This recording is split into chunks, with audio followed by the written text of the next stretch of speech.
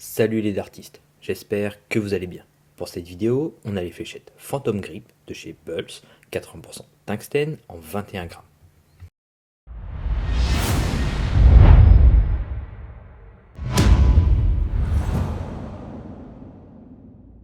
Je remercie Bulls de m'avoir envoyé ces fléchettes. Je te mets le lien de leur site en description si tu souhaites découvrir leurs autres modèles, ou tu peux aussi jeter un œil aux autres tests de la marque déjà réalisés sur la chaîne. On commence avec la boîte. Sur l'avant, on retrouve le nom de la marque, en dessous le nom du modèle. Sur le côté, on a un premier visuel sur le fût avec de nouveau le nom du modèle et le pourcentage de tungstène.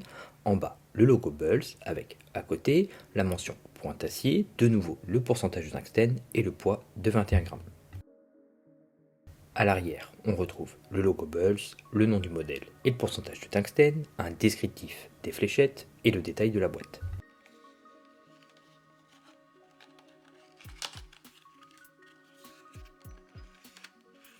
À l'intérieur, on retrouve les trois fûts Phantom Grip avec des tiges médium noires et des ailettes standards avec la même esthétique que sur l'avant de la boîte, et aussi on a une boîte de transport en plastique.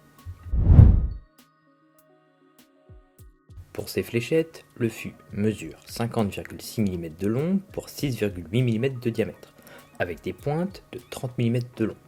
On a un nez conique et court avec du grip sur l'ensemble du fût, que l'on peut séparer en trois parties.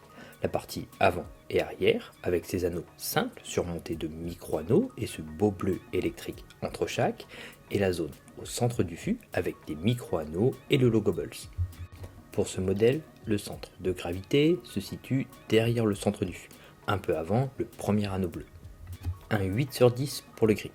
Les zones avant et arrière avec les anneaux bleus offrent le plus d'accroche que la zone au centre du fût. Un beau travail du grip avec ses différents anneaux, et si on le regarde d'un peu plus près, on peut voir des micro-anneaux fraisés sur les anneaux. Un fraisage minutieux qui offre une belle accroche au bout des doigts.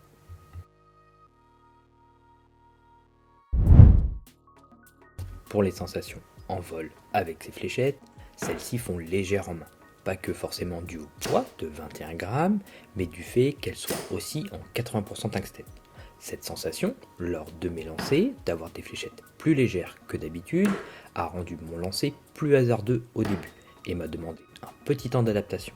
Mais peut-être un bon point justement pour les joueurs recherchant un fût léger et moins dense que d'habitude. Pour le grip, celui-ci est vraiment agréable et offre une très bonne sensation d'accroche. Les zones sont assez larges pour bien profiter de l'accroche sur l'ensemble des doigts, notamment au niveau des zones avant et arrière. Passons au test complet. Pour les sensations en vol avec les tiges courtes, on a un vol rapide, mais ça manque un peu de stabilité. Avec les tiges intermédiaires, la vitesse est correcte et on gagne en stabilité durant le vol. Les tiges médium apportent le plus de stabilité, mais ça ralentit un peu plus le vol.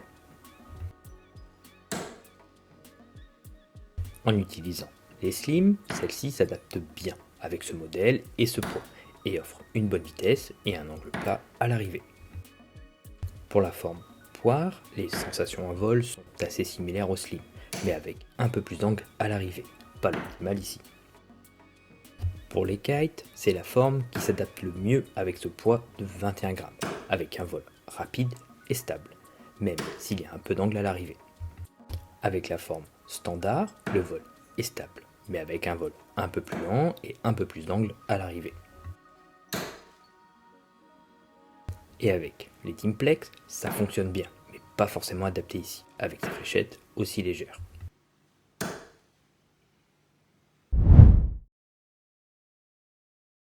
Pour la personnalisation, j'ai choisi des All-in-One Flight Deck de chez Shot.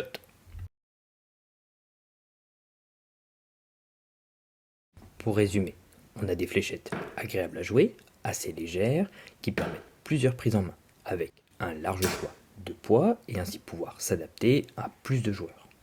Une prise en main, soit en avant ou en arrière du fût, reste l'optimal si tu recherches une intensité de grip plutôt forte, même si une prise en main au centre est possible également, avec une intensité un peu plus faible.